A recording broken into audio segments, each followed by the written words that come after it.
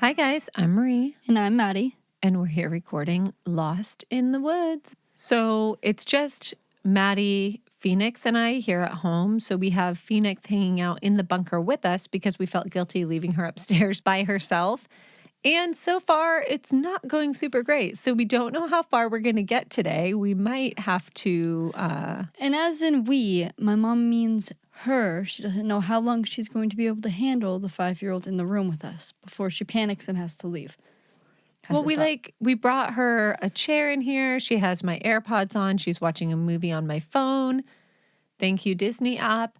However, we had to force her to put a movie on because she wanted to just sit and watch us, I guess. I don't know. I don't know. She's wearing my comfy. It's pretty cute. And she's sitting in my chair.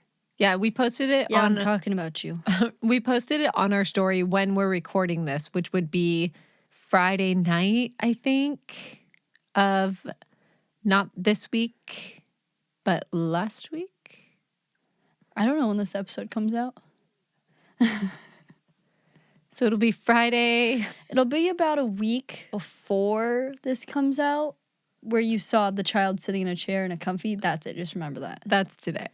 So our story today is a little different. Today we actually are bringing you a survival story. Well, kind of. Kind of. Somebody does die though, right? Well, we don't know. Maybe. Today we are bringing you a story from 1981 where 3 friends and a guide, which I use that term loosely, embarked on an expedition through the jungle. You mean like that guy that we saw taking the people through the crevice? Yeah, the chasm of doom. Yeah, he wasn't really a guide. He just looked like some teenager that was out there. Right, and they're like, thank you so much for taking us through this. They definitely paid him to do that or something. He used the word gnarly when they got out, so I was like... He did. He was also the owner of that backpack that we posted on our story we randomly found in the desert. I was like, because you can't fit through there with a backpack, so we just took his backpack off and left it there, and I was like, which the funniest part is that it totally fit this guy when he came out. I'm like, yeah, that makes sense. That's his backpack had glasses, a Fanta soda, a canned Fanta soda, and a hat. And that was all that was in the backpack. No water. None of them had water. No, he had a Fanta soda, though. Definitely a teenager. And he was like, yeah, super gnarly coming out the other end, isn't it? Yeah, you guys, yep. I can't. It's so funny. So these 3 friends and their guide, so these 4 men, embarked on an expedition through the jungle, eventually becoming separated into 2 groups. Today we are telling the story of Yossi Ghinsberg, who survived in the Bolivian jungle for 3 weeks. 3 weeks. That's a long time.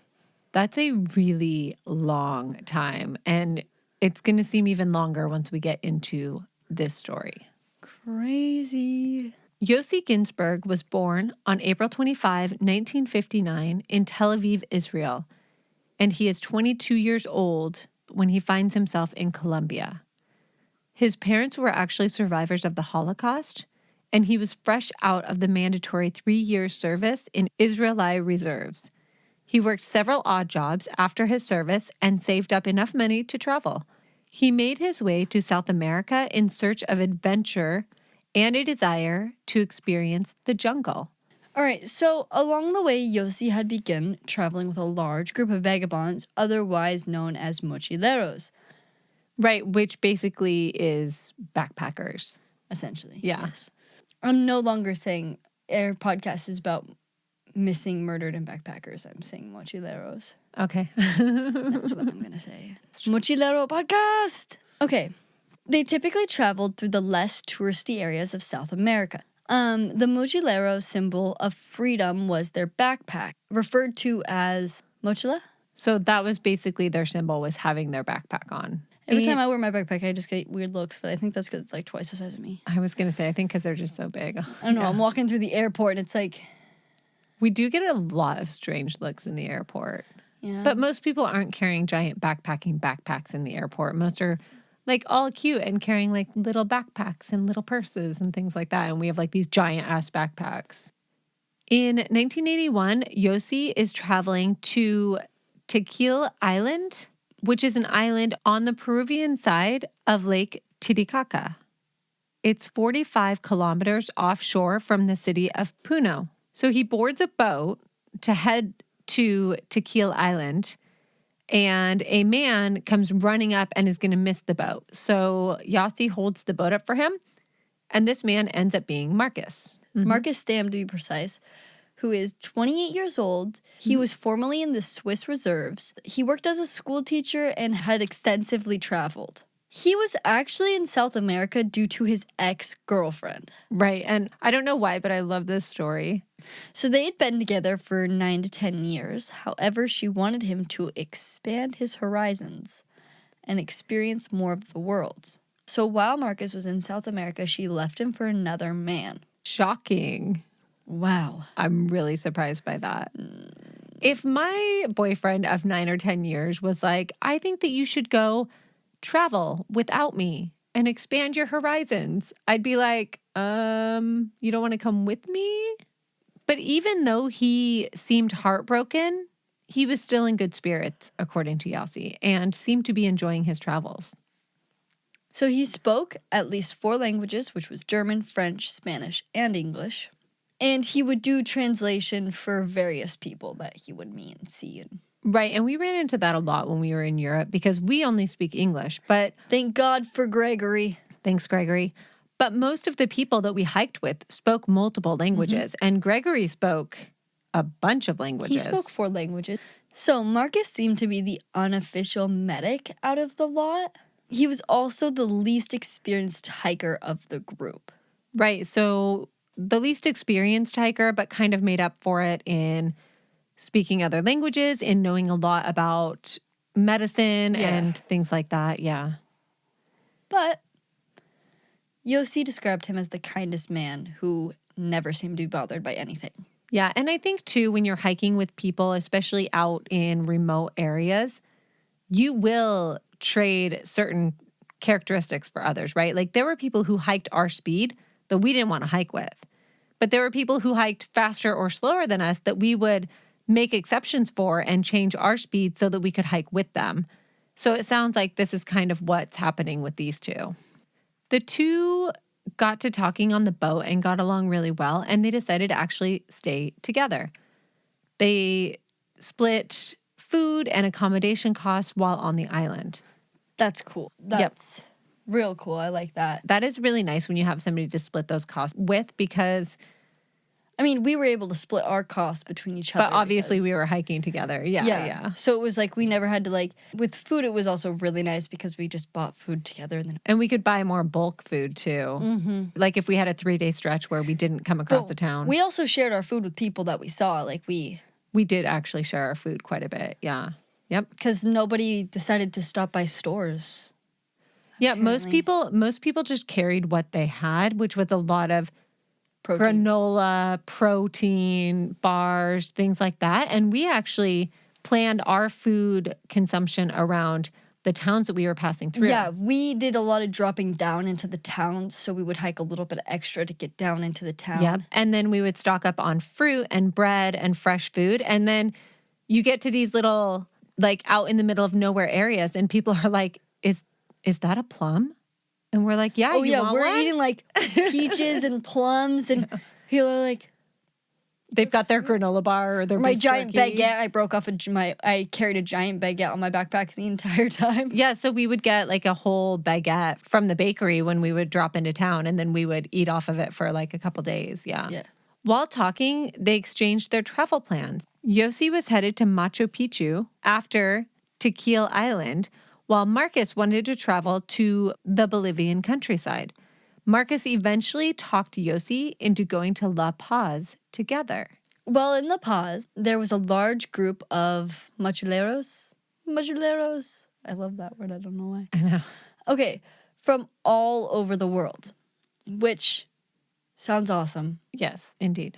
Marcus and Yossi spent time with several other backpackers, sometimes together with other backpackers or independent of each other. They'd go on little day trips, various hikes, mountain treks, local festivals, and activities. After hanging out with other backpackers, Yossi returned to La Paz, inquiring about Marcus's whereabouts at different hostels. Yossi was told that Marcus was on a 2-day hike with other backpackers. While there, a man approached Yossi asking him if he knew a Swiss man, aka Marcus. The inquiring party was a man named Karl Rupicher. While the two spoke, Karl regaled Yossi with tales and pictures of his jungle adventures. Yossi was impressed by Karl's knowledge of the area, locals, and especially the jungle. Karl said that he was going on a 3-month expedition into the remote areas of the jungle looking for gold. Red flag. Upon further discussion, Karl mentioned that he could take a couple of people into the jungle with him. Red flag. Karl had reassured Yossi that they would not be in touristy areas. These were remote villages and pristine rainforests.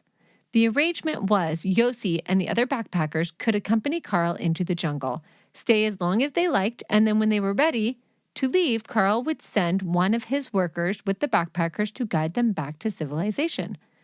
Yossi, thrilled with the possibility, decided to see if any other mochileros would be interested in this adventure. Side note, Karl is the guide that we talked about in the beginning, if you hadn't picked that up. Does he purposely get them lost, or is it all an accident?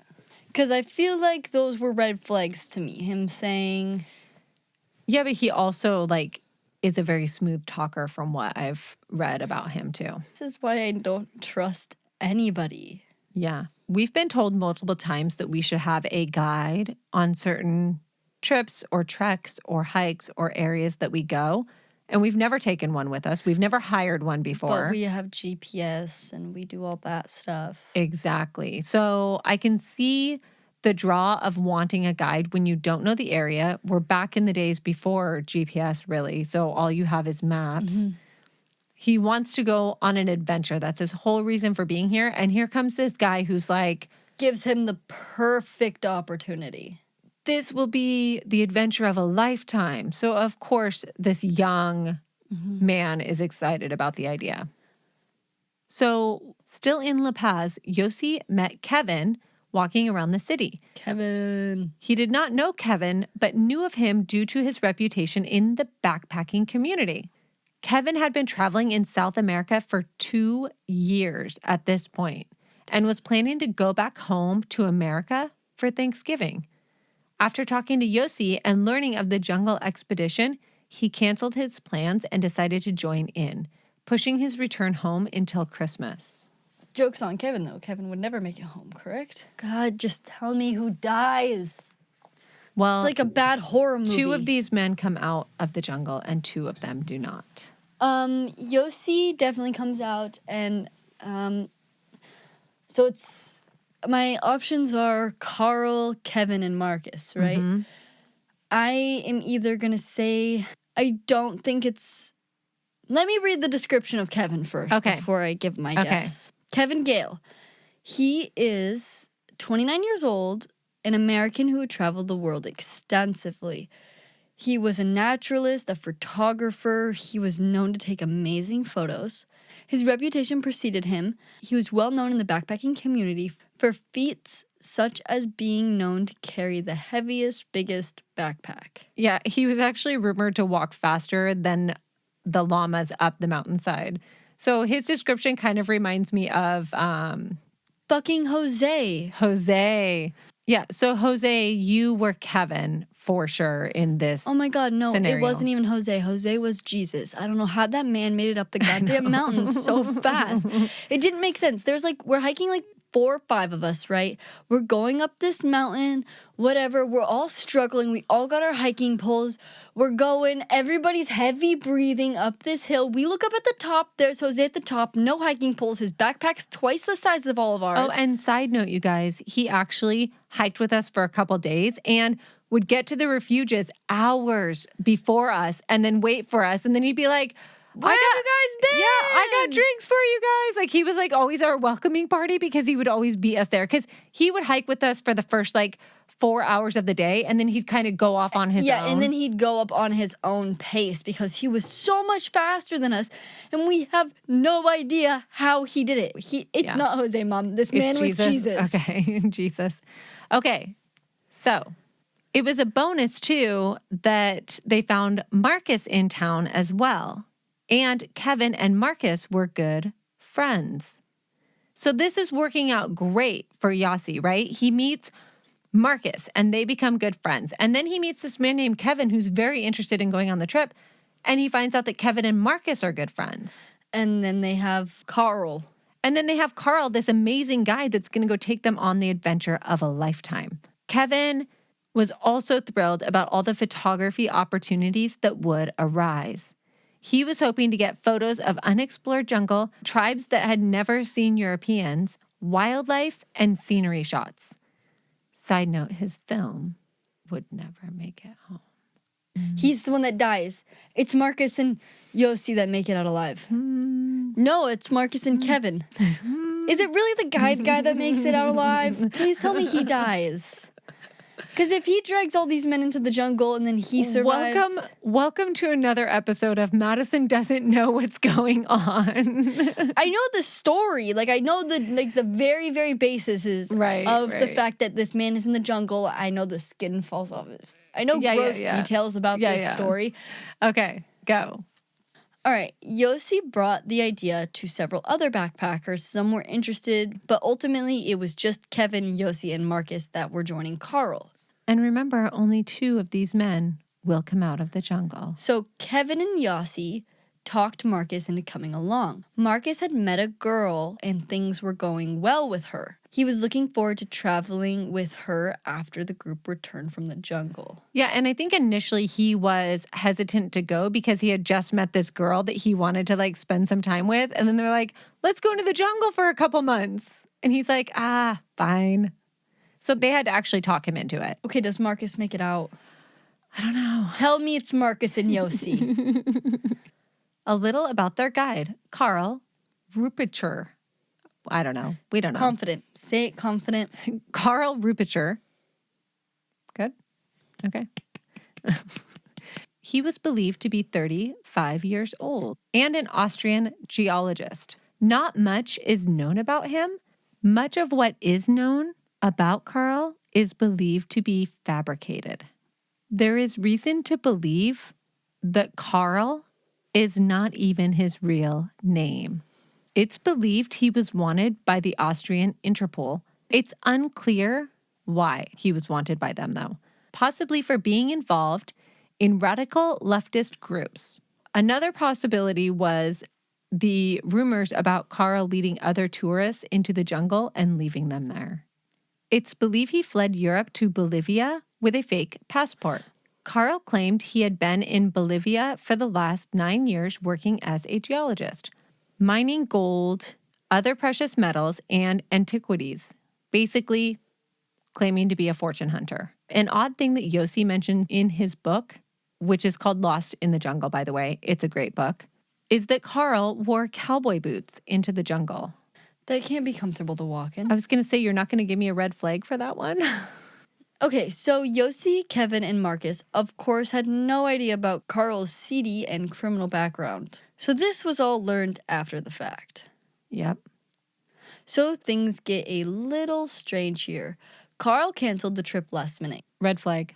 Claiming that he had to help an ailing uncle on his ranch. Red flag. And receive some cattle on the ranch. I don't know if that's a red flag, but we'll call it a red flag. The uncle in a ranch? Mm-hmm. Okay, so this timeline is a little unclear, but it seems that Carl had to be at his uncle's ranch in a month and a half, cutting his original 3-month timeline in half, which Carl didn't deem enough time for his plans. Red flag. Disappointed, Yossi tried to convince Carl to shorten the expedition to a month. Carl wasn't having it, again explaining that there would not be enough time to mine or prospect, and it wouldn't be worth it for him and his workers. Red flag. Because to me, this sounds like Carl wants to get some money from them, which he does. So Carl makes a suggestion that Yossi and the group could pay him as a guide to take them into the jungle for a shorter length of time. The fee would be 6,000 Bolivianos, about $150 in 1981. So this would only be $50 per person, which doesn't seem unreasonable, but they also had to pay for the flight to the starting location, for food and supplies, on top of the $50 each. This makes me think that Carl never had workers that he was planning on taking into the jungle, and this was his plan all along. Yes. The 4 men met together to discuss details for their expedition. It seemed that Marcus had to translate German to English in order for Kevin and Carl to communicate. That's a lot. So Kevin and Carl aren't really able to communicate. Neither of them have a language in common. It seems Kevin could speak some Spanish, but Carl either spoke poor Spanish or a bizarre dialect. Right. So I don't know what language Carl prominently spoke then. Mm-hmm. Yeah, so I mean, the fact that he doesn't speak fluent Spanish isn't crazy. So he claims to be from Austria, which they primarily speak German and Hungarian there. So not crazy. Carl claimed that he knew the jungle like the back of his hand. Regardless of Carl knowing the jungle like the back of his hand, red flag. Kevin wanted a map. Carl drew one with the promise of getting a real one. But guess what? They never got a real one. That didn't happen. While Carl and Yossi acquired the supplies, they couldn't find a detailed map with the area they needed. The only map they could find was one with a 1 in 500 ratio of the area they would be going into. So that's a very backed up. After numerous changes, the final plan seemed to be fly from La Paz to Apollo. They would then hike 2 days to the Osrimis village and walk 6 days to the Toromones Indian village. Both of these villages, nothing comes up on Google. It tells me there aren't great results for your search, and that's it. So don't judge me or correct me nicely. They would spend 5 days in said village, rest up, and then go to Tuichi. Then a 2-day walk down to Surplea, which was a village or mining camp. They would pan gold for 5 days and then use a raft to go down the Tuichi River about 120 miles to the mouth of the Beni River. That puts them close to Ruanbaca, a large settlement. Lastly, the group would fly back to La Paz, or they would go a bit further and spend some time at Carl's uncle's ranch further into the Reyes territory. Carl said that Surplea, the area they planned to search for gold, was uninhabited or not worked from June to October, but they could still pan for gold there. Sketchy. This idea enthralled Yossi. To quote him from his book, he said, "I had gold fever." So he was really excited about the idea of finding gold. Carl suggested that Kevin, Marcus, and Yossi could help pan for gold, and whatever they found, Carl would buy off of them to help offset the cost of his guide fee. Carl's so nice. What a nice guy. I know. He insisted that they would find lots of gold and claimed he had never struck out in the area. Carl also insisted that they have a rifle for the trip. Yeah. The group wasn't thrilled about this, but Carl talked them into it. Side note, rifles are not legal here at this time. Yossi and Carl ended up going to a local prison and talking to an inmate famous in the area to locate a shady character to buy a rifle from. But, wait, this isn't it. They also got amphetamines. Or speed. In case they needed to get a boost out there. Right, and this was also suggested by Carl. I will say, to me, that's not even the craziest part, because when you're out in the jungle, when you're in an area where if something does happen, it's life or death, and either you stop or you keep going could mean the difference between life or death. I think having amphetamines maybe isn't the worst plan, but still. No, it's the fact that they went to a prison to talk to an inmate about getting a gun and also happened to get amphetamine pills. Hey, where can we find a shady character, please? Do they have any references? Yeah, what did they just walked in the prison and were like, hey, can I get your references for a rifle and amphetamines, please? I don't really know, but... So Yossi, Kevin, and Marcus each went to their embassies to detail their plans. Mm-hmm. So, hey, I go missing. Exactly. Yeah. This was actually probably the smartest thing they did, although it's not going to help them. So Yossi ended up leaving a detailed letter at the Israeli embassy. It included their route they'd take, the people who were in it with him. their ages and addresses as well. I have a feeling Carl's address is not up to date. Yeah, and he requested that if they were not heard from by December 15th, to take action. Presumably meaning come save their asses, right? Yeah. He wrote to his brother in a letter, too, detailing the trip and plans to travel to an uncle's place in Sao Paulo after the jungle expedition. He wrote that if he wasn't heard from by the first week in January, something went wrong. So Yossi is giving himself a very long timeline for this. Yeah. Because he's probably thinking, well, if we get held up or something happens, I don't want them panicking and sending people to rescue us when we're fine. So the group checked their extra belongings in at a hostel and with friends and said their goodbyes and headed out. Headed out. Went their ways. Went to go. Well, it would be either set out or headed out. It wouldn't be head out. That was the only one I had an issue with. I'm going to hang myself right here by this lamp above my head. Okay. When they landed in Apollo, they encountered 2 police officers and talked about their jungle adventures. The officers said they should check in and register with the local police station, but Carl refused. Red flag. He said there would be too much unnecessary red tape. Which is probably true, but... Red flag! Yeah. So, they didn't check in.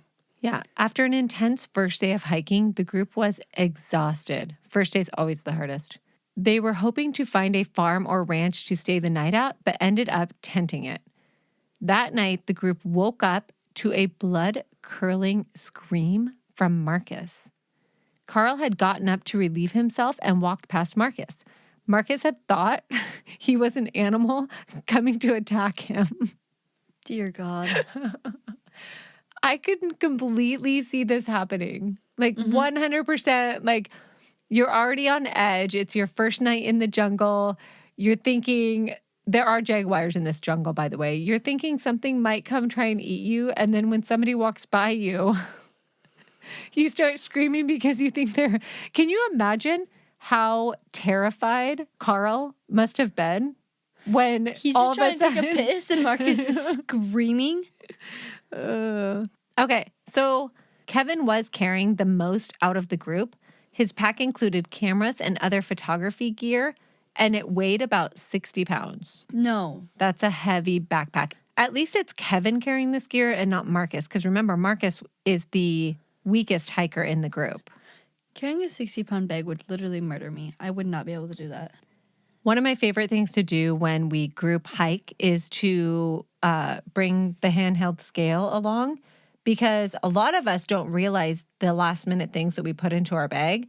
So we'll all weigh our bags in the parking lot, which usually prompts some people to take things out of their bags because they just don't realize. When the last time I did that, I had the lightest bag and another person in my group had the heaviest bag, and there was a 20-pound difference between our bags. So that's a really big discrepancy if you think about it. Yeah, no, it is. So 60 pounds, that's a lot. That's over half my body weight, so no thanks. I know.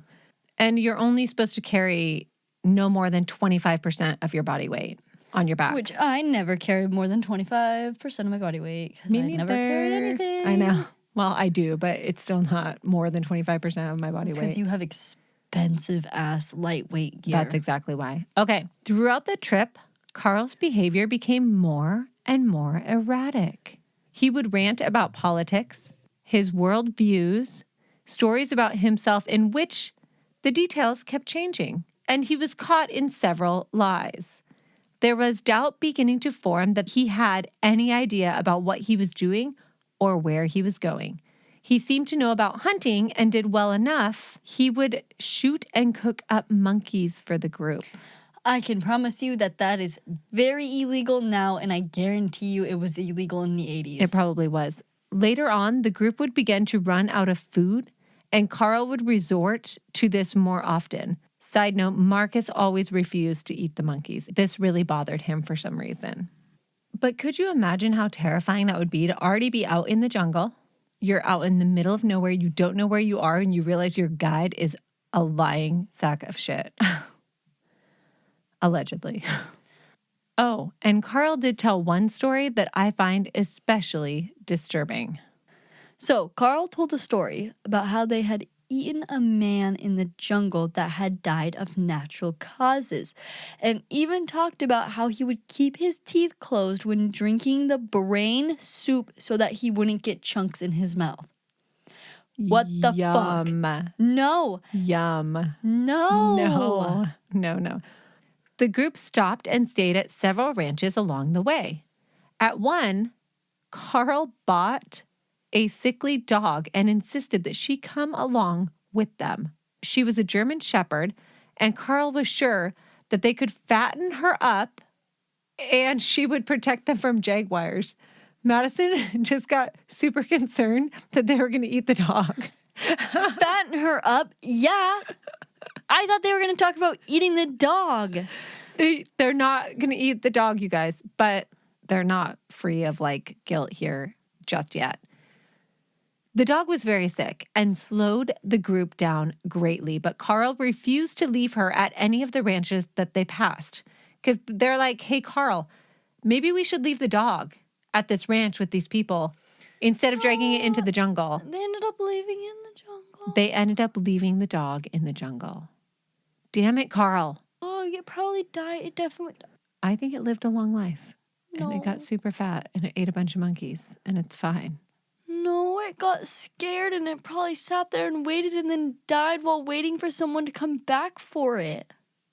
I don't like it. I don't like it. I don't like it. I don't like it. I'm going to tell myself that the dog was able to take a walk and it found a farm and it lived there for the rest of it. I think the dog went back to the last ranch that they passed. That's what I think. I think the dog made it back to the ranch and now it runs around and plays with the chickens. And it's fine, Maddie. It's living on the farm. It's not. We can hope, anyway. They're killing monkeys. They left a goddamn dog in the middle of the... No. Not only did they not want Carl to take the dog in the first place, but Carl abused the dog, refused to leave it at a place where it would be safe, and then abandons it in the jungle. So resentment and mistrust began to build between the groups. They seemed to split into two factions, Yossi and Kevin versus Marcus and Carl. Why is Marcus on Carl's side? Exactly. Isn't that so bizarre? I find that so bizarre too. At one point, Marcus began calling Carl Papa, which I don't like that. No, that's weird. Among the other weird stuff going on with Carl, he almost seemed to play Yossi and Kevin off of Marcus. So it sounds like he was trying to dig a wedge between them and actually create an issue. This further deepened the rift between the backpackers. And remember, Yossi and Marcus were originally friends and got along, and Kevin and Marcus were even better friends. And now, Marcus isn't friends with either of them. So the rift was particularly bad between Marcus and Kevin. At several points, Kevin told Marcus that he should go back. Hey, Marcus, you should probably go back. I'm going to try that. Next time I'm hiking with somebody that's complaining, I'm going to be like, you should probably go back. You don't look like you're enjoying yourself. Just head on back. And while he's telling Marcus this, Marcus is like, I'm having a great time. What are you talking about? But the rest of the group could see that Marcus was struggling. So he was starting to struggle to keep up a little bit. Mm-hmm. So the group arrived in Azrimas village, stayed for a few days, rested, resupplied, and spent some time with the local. Carl seemed to know the villagers, but that didn't help the mistrust formed in the group. Yeah, and originally when I read about this, I was like, why didn't Yossi and Kevin just leave them at that point? Why didn't they just stay in the village?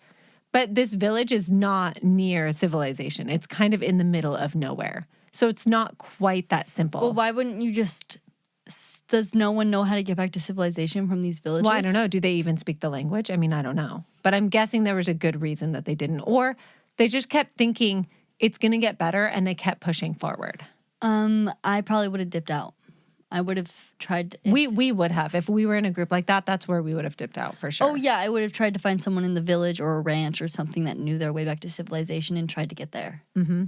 So they planned to follow the Esrimas River upstream, cross a range of mountains to the Cocos River, and descend into Cocos, crossing the mountains until they came to Colorado Chico, which is a short distance to the Indian village. All right, so the Esrimas River is a shallow river with a strong current and very little banks. The group planned on wading through the river and walking on the bank when they could.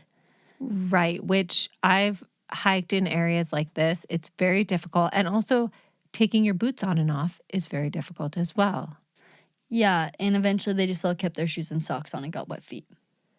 Which is about the worst thing you can do. Which is newsflash why we carry camp shoes with us. We call them our camp shoes, and they are like Tevas, strap-on sandals. And you can wade through water, rock, river. We've crossed really hard currents wearing our Tevas.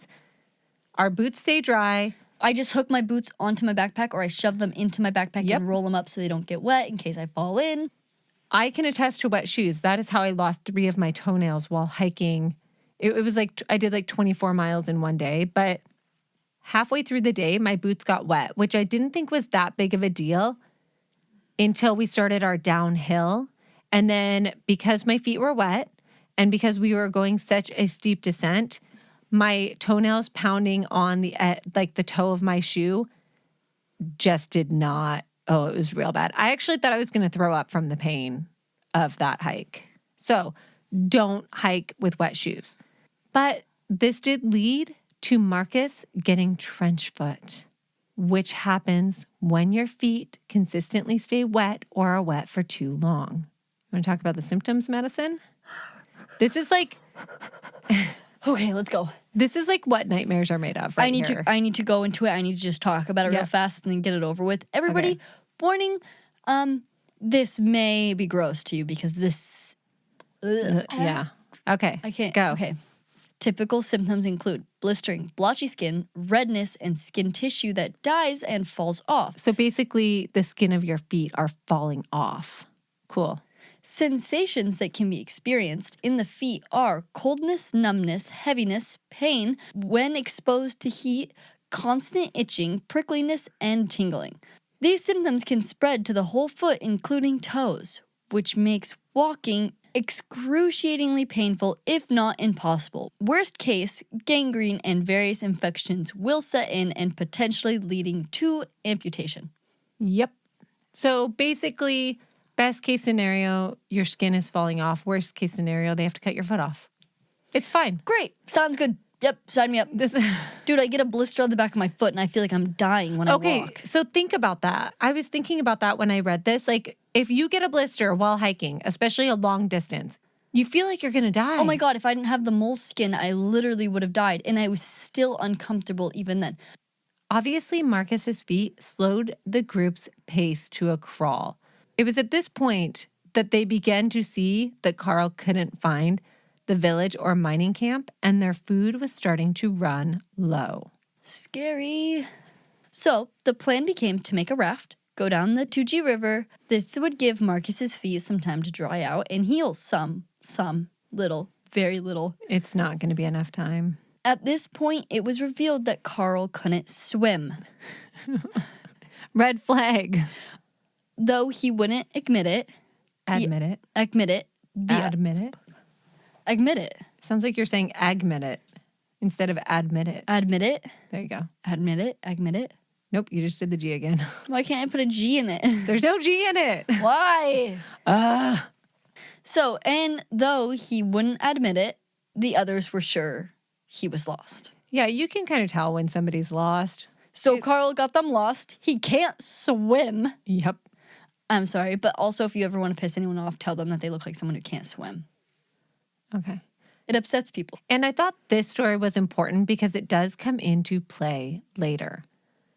One morning when Yossi was brushing his teeth, he used the last of some water from a canteen, and Kevin got very annoyed and scolded him for using the last of something without considering the others. And this stuck with Yossi and really bothered him. Like, he felt really bad for it.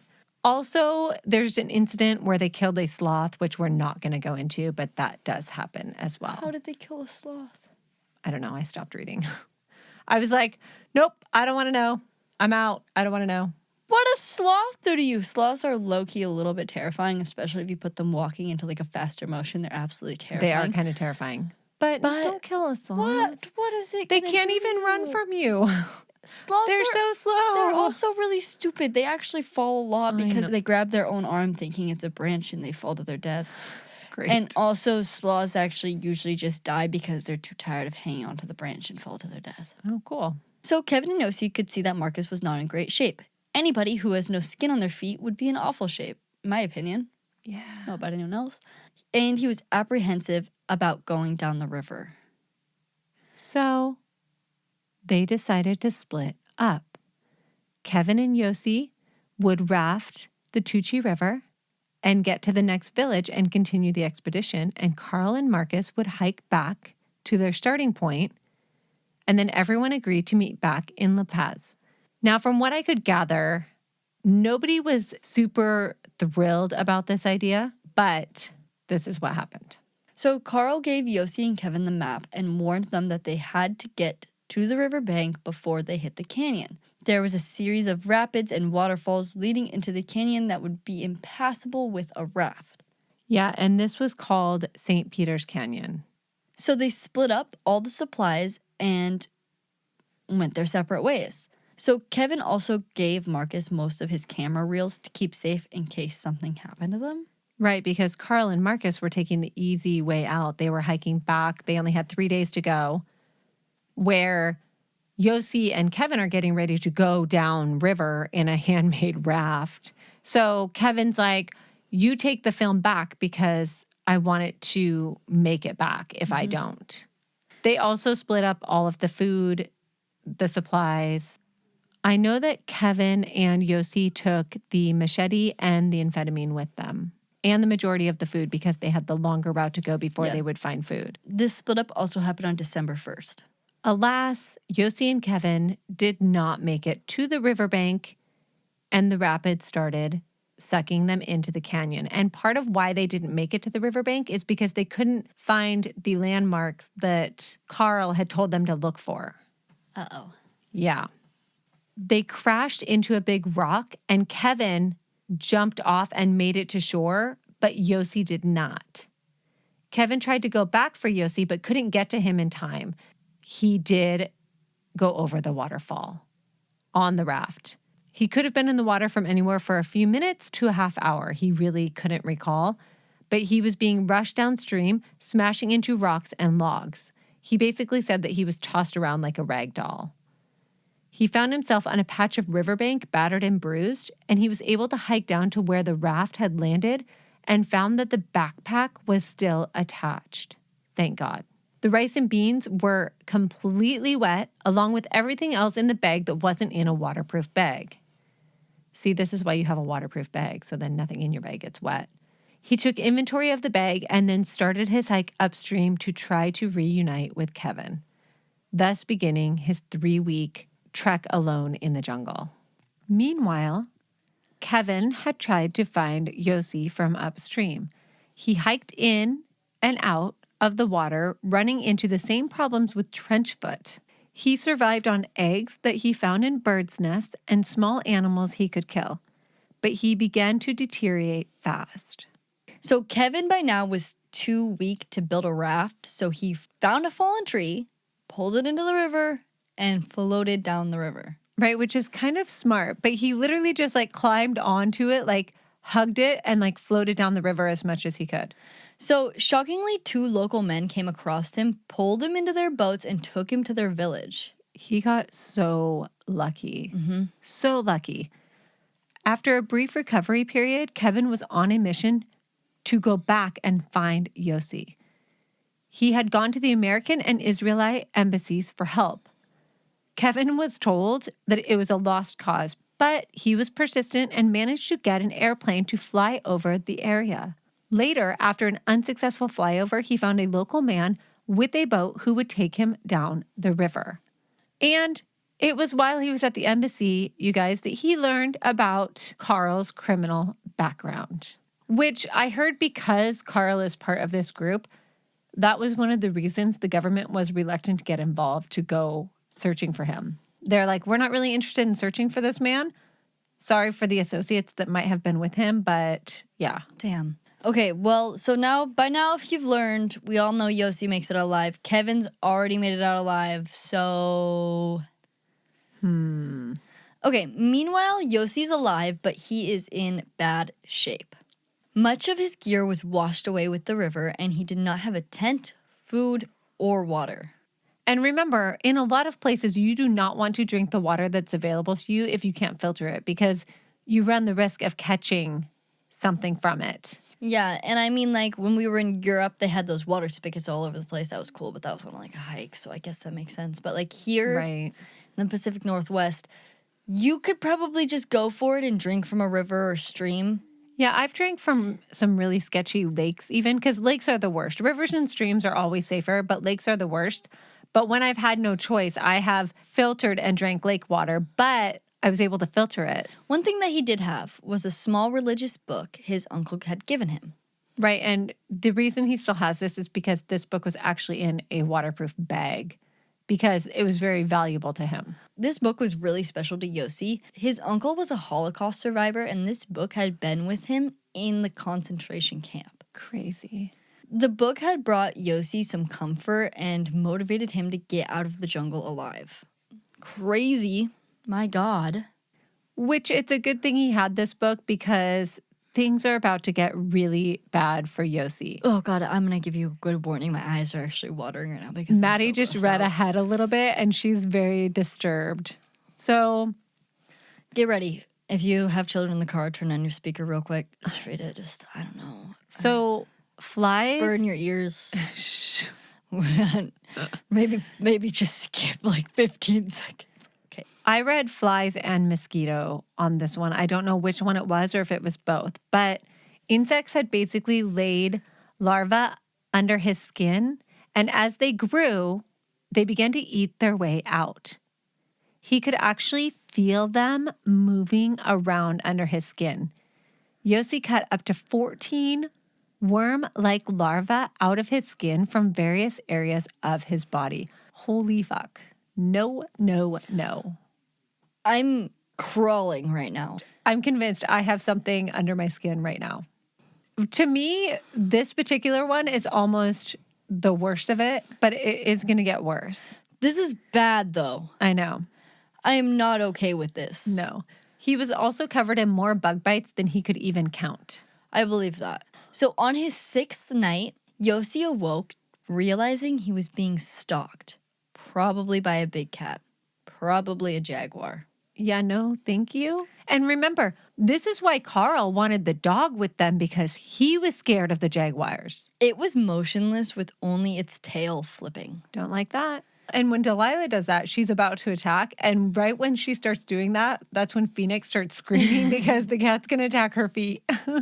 So he used a lighter and a can of mosquito repellent to scare the cat off. This is genius. Right, except for his lighter fluid basically is gone after this too. Yeah, but think about it being killed by a big cat or, Right. No, I know. Having mosquito repellent, which probably isn't even working in the first place. But Obviously not. I don't know, in case you can't get the picture, lit the lighter, sprayed it, flame. Yep.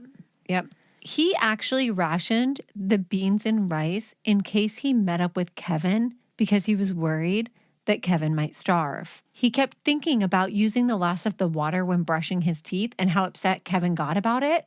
So he only ate 1 spoonful of beans and 1 spoonful of rice each day and saved rations for Kevin in case he found him. 1 spoonful of beans and rice, you guys. So not only is he already starving, but he's only eating 1 spoonful of moldy beans and rice, but he's saving Kevin's portions too. Sad. I don't know why, but that really upsets me. It makes me really sad. I know. So he came across 3 huts in the jungle. He was ecstatic, but there really wasn't anything there for him to use. Yeah, I think initially he was hoping this would be an inhabited hunting area or panning area because they would stay in huts, but it was definitely abandoned. And the only thing he found was a walking stick that had like a spear type point on it. So maybe something that somebody would use to like get fish or things like that. And he took this along with him when he left the encampment. He figured that it would be months before anyone showed up, so he headed back to the river and tried to find his way out before the rainy season. Right. So he could have hunkered down and stayed in one of these huts and had shelter. But in his mind, he's like, it will be months before these people come back to these huts, and I will probably Be dead. before then. So he goes back to the river, back to the open, back to the bugs to try to find his own way out. At one point, he found a boot print that he thought must be Kevin's, and he followed it to one of his discarded campsites. So he followed his own footprint back to one of his campsites because he got turned around. So he didn't realize it was a footprint he had made. How frustrating would that be? He took amphetamine at this point and left a sign at the river pointing in the direction he had gone. Right. So he's like, well, this sucks. I'm going to take amphetamine and build myself a sign. A little warning, this part is slightly unpleasant. So he slips off of a ledge and in the process drops his new walking stick that has the sharp end on it. And he ends up falling on it and it actually pierces his rectum. And this wound would bleed profusely. And there's more details on this, but I'm going to stop there. And you guys can use your imaginations to think about the things he may have had to do to stop the bleeding. But we're going to leave it at that. The worst storm of the decade came through the canyon at this point, with torrential downpour causing massive flooding. Yossi had to get to higher ground, leaving the river to avoid drowning. And due to the high levels of water and constant rain, Yossi's feet were soaked. Guess who's getting trench foot now? And he got stuck in quicksand not once, but twice. And the second time he couldn't pull himself out and he thought of just like taking all the amphetamines, like killing himself right there. I can't. On top of all of that, he was experiencing starvation, isolation, suicidal thoughts, and he got a fungal infection. Cool. He's bleeding from his rectum. He's pulling worms out of his body. He's starving to death. And now he has trench foot. I mean, let's just see how bad things can get. We get a blister and we're like, maybe we should take a couple weeks off. We think we're going to die from our blister. And this is like another level. And there were multiple times he wanted God to end it and put him out of his misery. Yep. And also he saw that there was a plane passing overhead and Yossi figured it was searching for him. He tried to get the plane's attention, but it flew away, not seeing him. And it was at this point that he broke. So he was laying sobbing in the mud when a girl appeared out of the jungle. The girl kind of pulled Yossi out of it, and he was determined to keep them both alive. By the way, she's also naked. The plane flew by multiple times without seeing him, but he tried to stay positive. He would make a camp at night for the both of them and constantly talk to her. He tried to keep her spirits up and promised that he would get her out of the jungle too. Some nights later, they went to sleep with Yossi's arm over the girl, and Yossi awoke to find himself alone again. It was at this time that he questioned his sanity, wondering if she had been real or not. I like that this is when he's starting to question his sanity. Like, naked girl appears out of the jungle. Unharmed, but that's fine. That's normal. Yossi believes that his hallucination of the girl is a large part of saving his life. He felt that she needed him and he had a responsibility to her. And I can totally see this because when I go hiking or camping with my kids, I feel a much greater sense of needing to keep them safe and to do all of the things where if it was just me, I wouldn't be as worried about that kind of stuff. Shortly after realizing that he was probably hallucinating, he falls into a mud pit and it takes him 45 minutes to walk himself out. And he is so tired and sore that night that he couldn't even get up to pee, so he ended up urinating himself 3 times that night. And actually thought that the warm pee felt really good because he was cold. He woke up in the middle of the night to being bit by ants. And the ant bites were so aggressive, but he couldn't get himself to get up and move. He was just trying to kill them as they were biting him. And then he realized that he was covered in termites and that they had eaten through his mosquito net. And then he remembered that both bugs are attracted to urine. So him peeing on himself is what brought them to him. Oh my God. I don't know if anyone else has been bit by ants before. Like, oh, that hurts. And later that day, things would get a little worse for Yossi. He would take his socks off for the first time in weeks. And when he did, he discovered that his skin was almost completely worn off. There was a point where, in trying to walk back to find the river, chunks of flesh were coming off his feet. Maddie just recoiled in complete disgust. I am not okay. I can't handle those foot masks that people do in the skin. The dead skin all comes off their... I can't handle that. I physically cannot handle it. No, I don't even like that.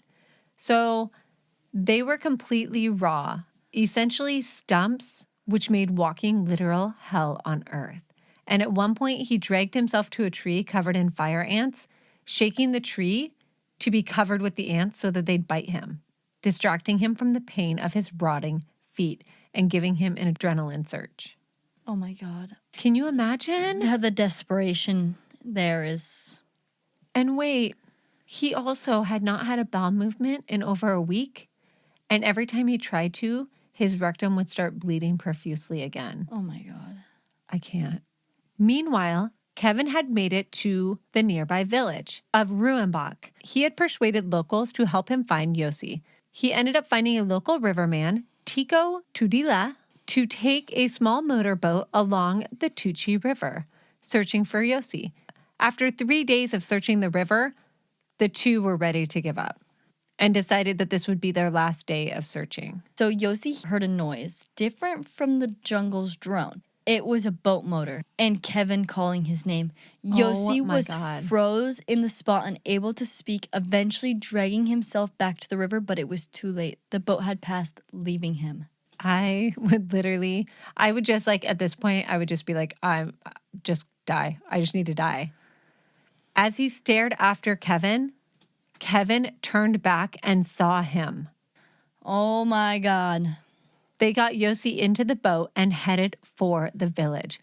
They gave him 3 bread rolls, tuna, and 5 bananas, and he ate all of them immediately. Which, by the way, I would think would make you so sick. Oh, it would. Oh, for sure. Well, because when you've been starving like that, it's like refeeding syndrome or something. You have to slowly introduce food back in, but he didn't even care.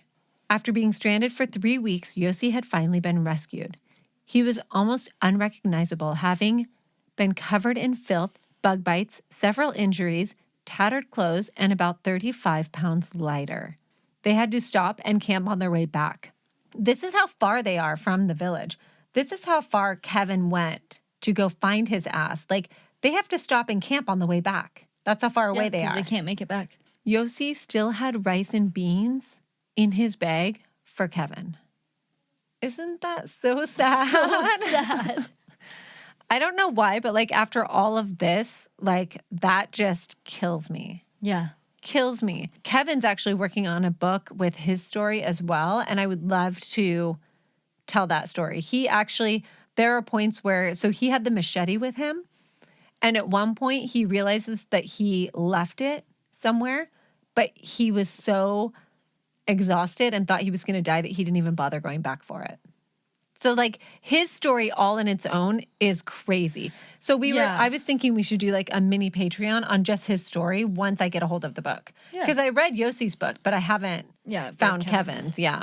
So he spent a month recovering in the hospital from all his injuries, including blood infection. Yeah, God. You guys, they also removed leeches from his hair and head.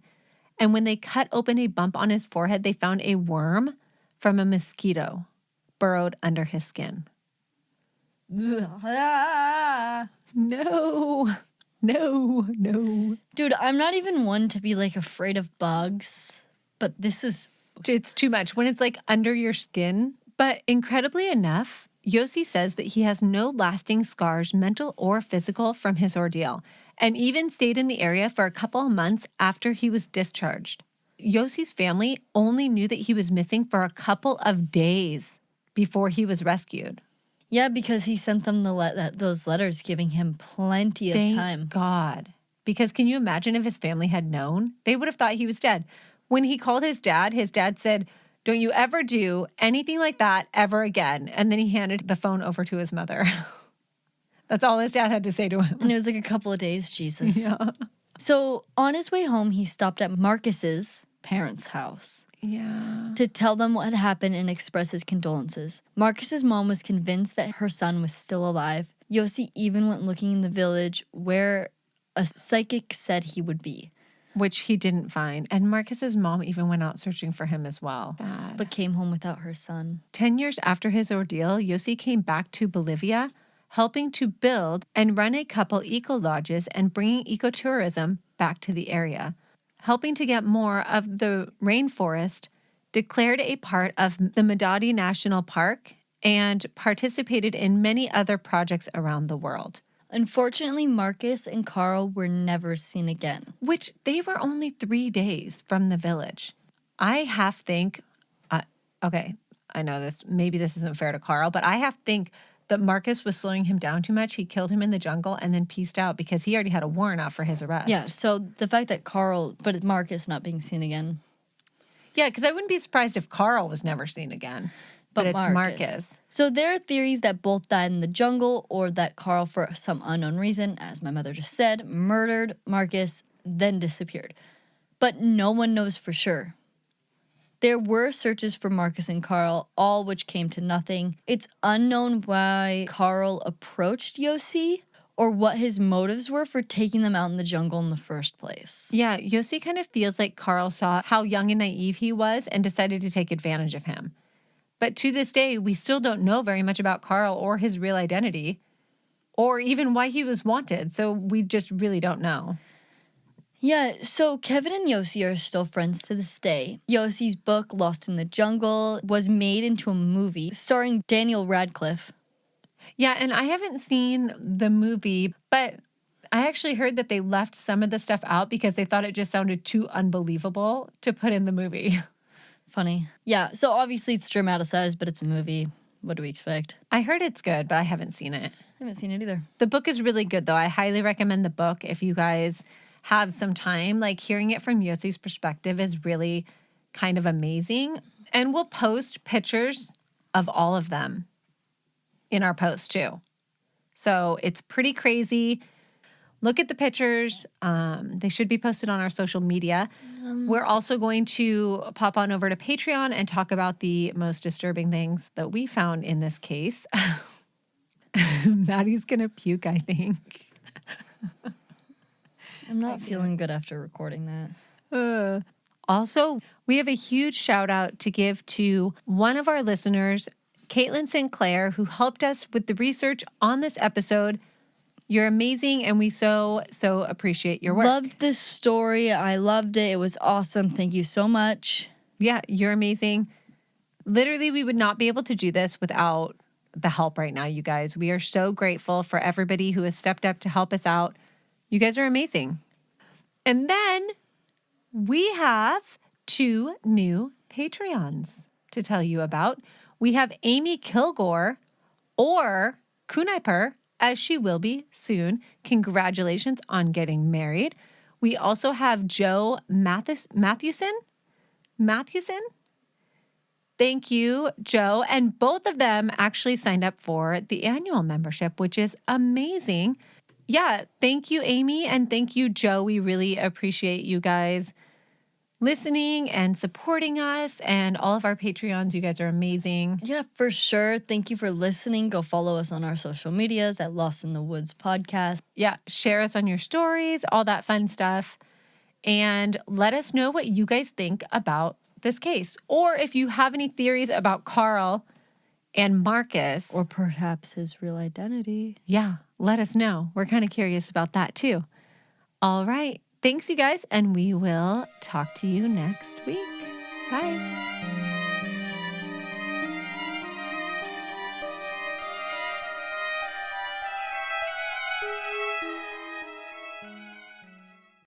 My backpack is like huge. Like when me and my mom were standing in the mirror at the airport, I'm like, why does my backpack look so much bigger than yours? Like I'm not gonna get through as this is a carry-on because I look. Okay, so our backpacks are definitely bigger than the carry-on standard size, but if we like squish them down enough, it looks okay. But our backpacks are always the same size, but Maddie's looks so much bigger on her because she's so much shorter than me.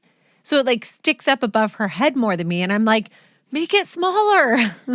We're gonna get caught. Well, like when the only airline that's done it to us was the Icelandic airline that made you put your bag. It had to fit into this certain cubby. Like, yeah, they had like a square box or a rectangular box that you had to stuff your bag into. Our bags didn't fit. We shoved them in there and then they fit. Yep. But we still got our bags taken from us because the airplane was too small. They made us all check our bags. Did they? Yeah, they made us check them on that flight. Oh, yeah, that was the flight that we were going home from that they made us check them on. And then we show up in freaking Iceland and we're like, where are our bags? And they're like, oh, they're being sent to SeaTac.